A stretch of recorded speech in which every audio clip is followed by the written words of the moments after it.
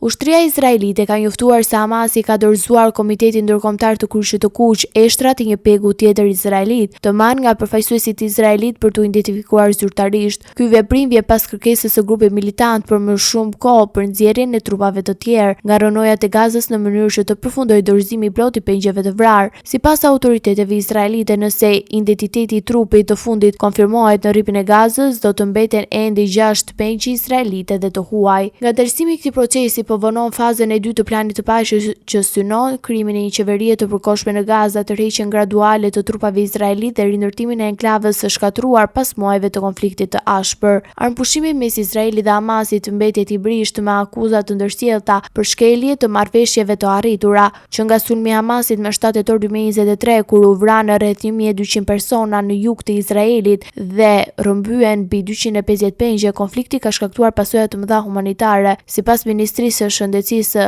administruar nga Hamasi, numri i vrarë në rripin e Gazës ka kaluar 68.500 persona. Procesi i shkëmbimit të trupave dhe negociatat për paqe mbeten të ndërlikuara, ndërsa komuniteti ndërkombëtar vazhdon të kërkojë zgjidhje humanitare dhe politike për të shpëtuar jetët dhe për të lehtësuar situatën e rënduar të civilëve.